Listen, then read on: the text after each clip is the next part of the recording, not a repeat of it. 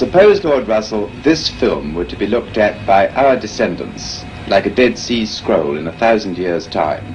What would you think it's worth telling that generation about the life you've lived and the lessons you've learned from it? I should like to say two things. One intellectual and one moral. The intellectual thing I should want to say to them is this. When you are studying any matter or considering any philosophy, ask yourself only what are the facts and what is the truth that the facts bear out. Never let yourself be diverted either by what you would wish to believe or by what you think could have beneficent social effects if it were believed. But look only and solely at what are the facts. That is the intellectual thing that I should wish to say. The moral thing I should wish to say to them is very simple. I should say, love is wise, hatred is foolish.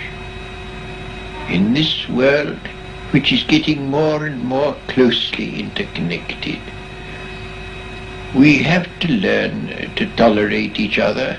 We have to learn to put up with the fact that some people say things that we don't like. We can only live together in that way. And if we are to live together and not die together, we must learn a kind of charity and a kind of tolerance, which is absolutely vital to the continuation of human life on this planet.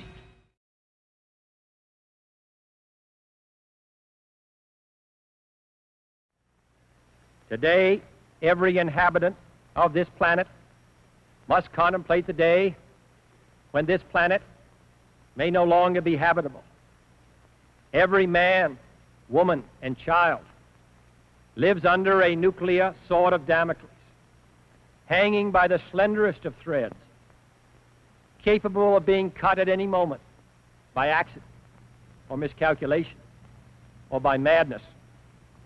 The weapons of war must be abolished before they abolish us.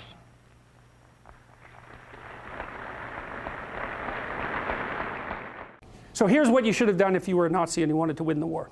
You should have enslaved the Jews and the Gypsies and had them work, right? You should have had them work for the benefit of the victory, and then if you wanted to, you liquidate them afterwards. That's the logical thing to do if you want to win. And we assume that Hitler wanted to win. But that's not a very intelligent assumption. Why would you assume that? He wasn't exactly a good guy. So why should we assume that he was aiming at the good that he was promoting, even in his own terms, right? The glorious, everlasting Third Reich, right? That'll rule for 1,000 years and be a bastion of civilization and music, because that's the sort of thing he purported to be interested in. Well, so what do you do with the Jews and the Gypsies? Well, round them up, fine. Enslave them, fine. You don't kill them. You certainly don't devote a substantial proportion of your war resources while you're losing to accelerate the rate at which the extermination is taking place. Because that's a bit counterproductive, unless what you're aiming at is the maximum possible mayhem in the shortest period of time. Well, so what happened as the Germans started to lose the war? Did Hitler lose faith in his own ability? No, he believed that the Germans had betrayed him with weakness. And so he was perfectly willing to accelerate the rate at which Germany was losing the war. And so when Hitler and his minions had the choice, here's the choice.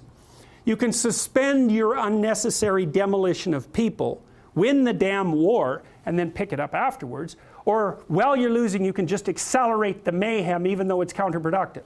It's like, what'd they pick? Well, they picked to accelerate the mayhem. And so to me, there's an old psychoanalytic idea. I think this was derived by Jung. If you can't figure out what someone is doing or why, look at the outcome and infer the motivation. If it produces mayhem, perhaps it was aiming at mayhem. Now, you have to use that dictum carefully.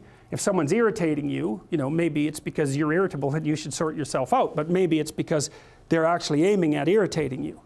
And that's the actual motivation. So perhaps not, but it's another tool in your analytical armament.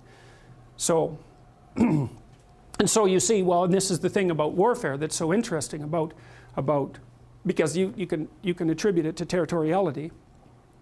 You can attribute it to a war for resources. That's what the, I would say, wretchedly simple-minded economists presume. People fight over scarce resources. It's like, hey, we're a little bit more sophisticated than that. And first of all, what resources are you talking about? The bloody Inuit had nothing. They lived perfectly well. What did they have? Snow and seal blubber. You know, people can live in unbelievably deprived conditions. And so the idea that there are natural resources that we fight over because there's a shortage of them is a pretty oversimplified view of human beings. It's like, well, why do people fight? Well, maybe they fight sometimes for good reasons, but very, very frequently they fight for bad reasons. And those bad reasons are personal as well as sociocultural and economic.